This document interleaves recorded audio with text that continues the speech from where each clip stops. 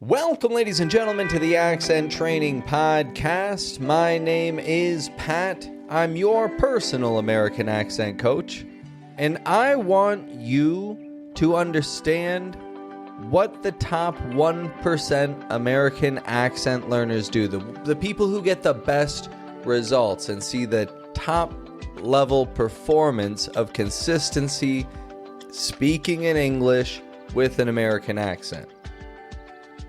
I want you to know what they do so that you can decide whether or not you want to start doing those things.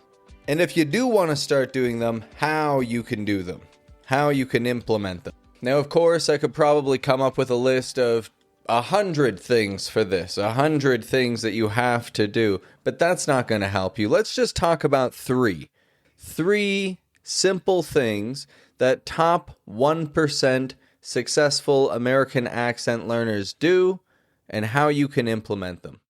Number 1, train in the morning. Now, when I say train, I don't mean just read about the American accent. I mean do some physical exercises, pronouncing words, listening, shadowing, and doing it all intentionally. Do it in the morning. This is going to calibrate your brain to focus on the American accent and better hear the sounds that people are using all the rest of the day. Now, this training just needs to take 5 to 15 minutes in the morning because you're not reading and regurgitating information, but you're calibrating your muscles and your ears to actually hear the sounds that people are using and repeat them. Now, when you train in the morning, it's important that you're consistent and focus on one sound every day for a week.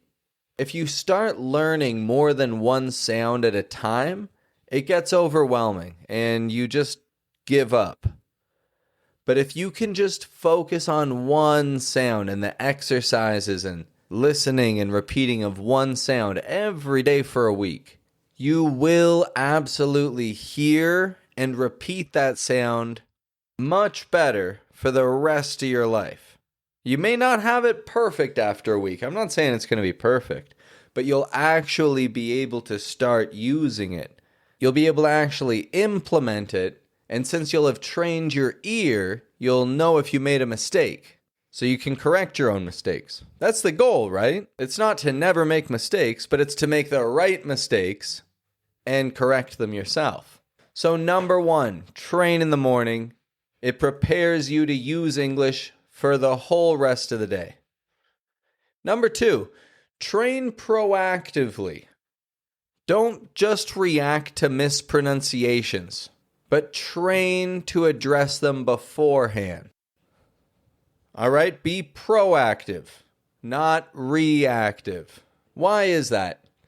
Well, it's not necessarily the problem of the words, but the way that you're saying them. Take, for example, this one phrase. I didn't say she kicked her dog. I didn't say she kicked her dog. I didn't say she kicked her dog. I didn't say she kicked her dog. I didn't say she kicked her dog. 5 different ways of saying the same words, all of which have completely different meanings. And so when someone gets offended by something you said, it's because they think you want to kick their dog. Well, no, okay, it's not exactly that, but it may be that you delivered a message in a way that came across a little aggressive or a little abrasive. You don't need to fix the pronunciation of every single word. The way that you deliver the words has an even bigger impact than just pronouncing every word correctly. Don't get me wrong, you do want to have good pronunciation, but if you proactively script out what you need and you say those phrases again and again, and you record yourself changing the intonation every single time, and then you listen to that recording and you decide what one delivers the message best. So don't try to just get every single word perfect, but focus on your delivery of that word, on your intonation of the word. And then repeat those phrases to yourself all day long. You got to repeat them in the car. You got to repeat them in the shower, when you're washing dishes or chopping vegetables. Just repeat those words and phrases to yourself, practicing the intonation.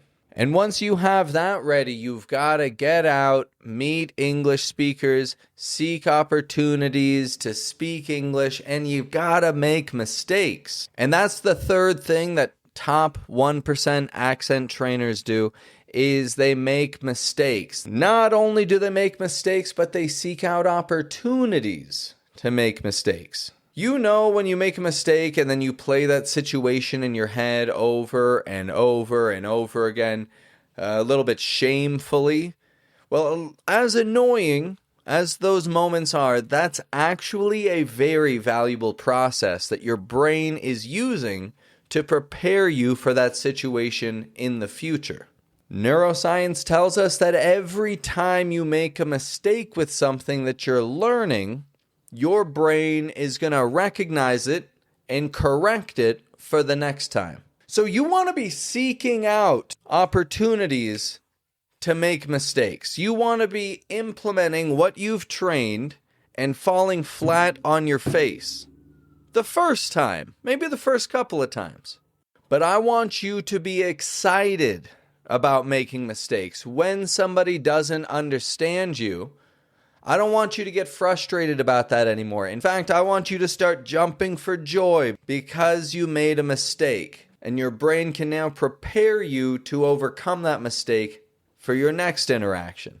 And so after 10 years of American English teaching, those are the top 3 things that I've found my most successful students do. Number 1, they train in the morning. This gets them ready. This means on your drive to work, hit the accent training gym. They train proactively, all right? You're not just reacting to mispronunciations because it's not the individual words that are always the problem. It's about the patterns behind the words. And so identify what those words are. Create phrases around the words and experiment changing your pitch and intonation and pausing differently for each of the words that you come up with. And then once you've trained proactively in the morning, spend the rest of your day meeting English speakers and seeking out opportunities to make mistakes in English. You make a mistake on Monday morning, we have a meeting on Wednesday. You recognize the mistakes that you made, we have a meeting on Wednesday. You train that phrase strategically, and before that meeting on Wednesday, you'll be ready to present it. We have a meeting on Wednesday. So do you feel the pressure that those 3 changes make in your life? Good. Because pressure is what it takes to create diamonds, my friend.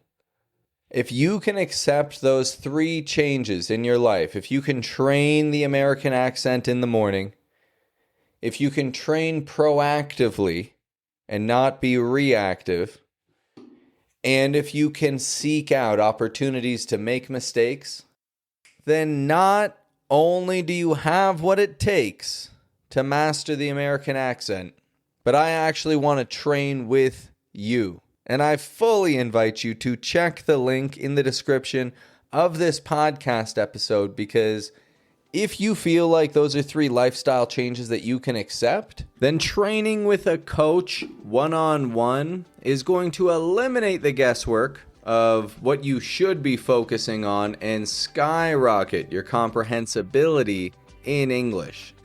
But if this is a journey that you want to take without your own personal guide, I'll still, of course, be here creating accent training podcast episodes. I'll still be your personal American accent coach.